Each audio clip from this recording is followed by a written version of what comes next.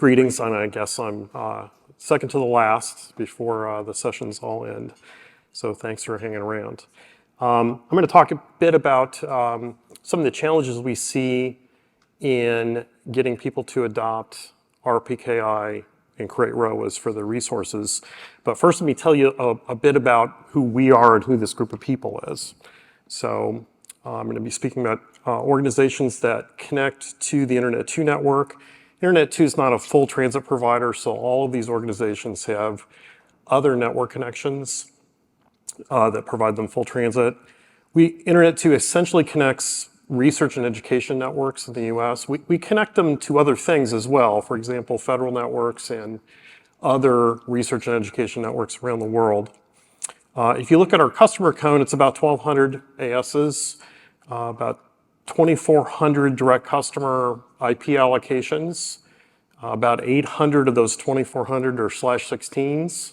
Interestingly, about 400 of those /16s are legacy without an agreement, and that will play into this. Why does Internet 2 exist? We want to reduce the friction essentially between these education and research stakeholders and their use of advanced technology. Specifically, we try to help with faster than speed of light data transfers, I think. So here's a graph of the challenge, or a measure of the challenge. So this graph shows the adoption of RPKI ROAs covering prefixes in the global internet routing table, and that's up to, I think, about 44% now. In the Internet 2's table, our customer routes, it's just over 11% now. So pretty big difference in our community's adoption rate of this important technology. So why is that? So I have a hypothesis why that is. RPKI transfers some of the technical burden of routing security from the internet service provider towards the IP address holder. And this has worked well for internet service providers that have a lot of IP address space, and it works well for other organizations like cloud providers that have a lot of IP address space. And I think if you look at what's been really successful adoption of RPKI ROAs over the last 5 years, I think over the last 5 years it's gone from less than 10% to over 40%. It's mostly the holders of large blocks of IP addresses that are really well resourced. When you look at other organizations, sort of the tail of this problem or challenge, you see K through 12 school districts, community colleges, and some universities. And they don't have the resources to sometimes be aware of this, let alone being able to adopt and create ROAs. So part of this is because I believe it's because we were early adopters of IP address space. So 45% of these IP allocations in our community are legacy address space without an ARIN agreement. So 45% of these folks can't create a ROA.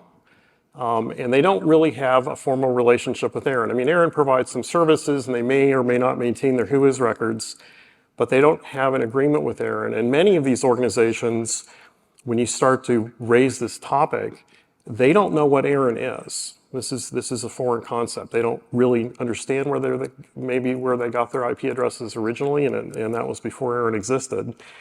So it's, just starting the conversation is difficult.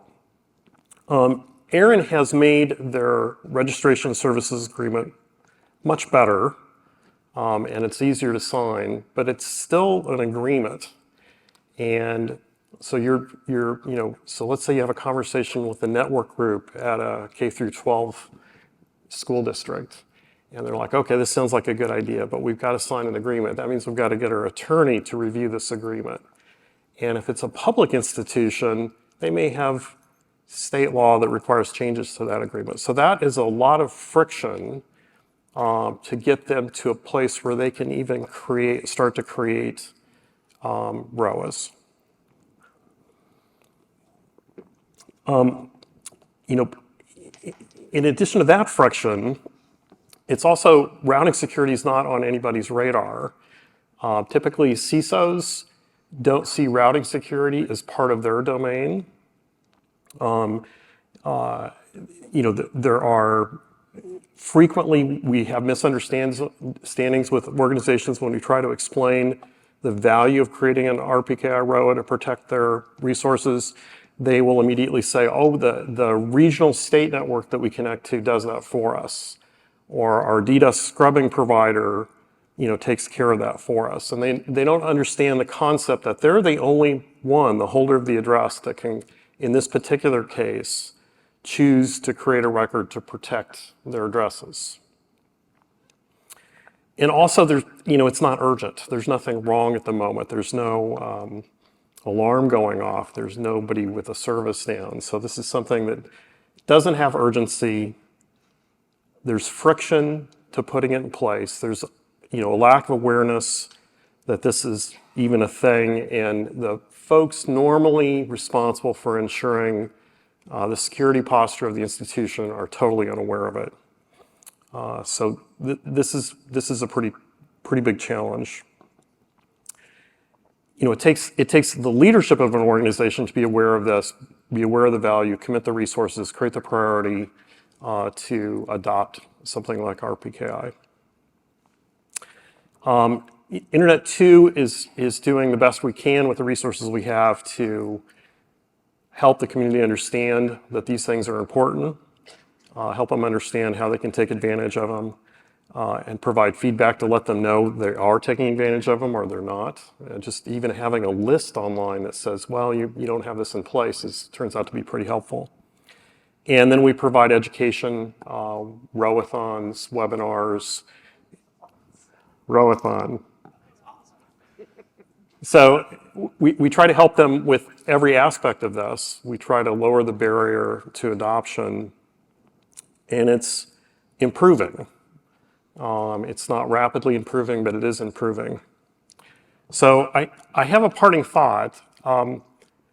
When we have this privileged position within the research and education community in the US. We're not-for-profit. We serve these institutions in sort of a non-competitive manner. We work with them to solve problems, and we've been spending a fair amount of our energy trying to help them understand this issue and trying to increase their use of technologies like RPKI ROAs. And it's helping, but we don't see this in other sectors, specifically for the adoption of RPKI. So, the internet has been really highly successful in going from less than, I don't know, I think it was about 5% 5 years ago, less than 10% 5 years ago, to over 40% now, and it's growing rapidly. That's really good, but there's a tail, and there's going to be a plateau, and there are going to be institutions like the ones we're dealing with. And these smaller networks, smaller resource networks, whether they have legacy resources or not, or it may not be that relevant, but they're not aware of this, and they're going to need some assistance. And we don't see anyone filling that role. And that's a concern. We want the entire internet to take advantage of things that improve the routing security. That's fundamental to all of us. And we see this missing from the ecosystem. We speculate maybe the ISACs could do some of this. Maybe there are other areas, community-based groups that could help within different sectors. But it doesn't seem to be there right now, or at least I'm unaware of it. So thanks. That's all I had to share. Any questions? Anybody want to volunteer to help other sectors? Thank you.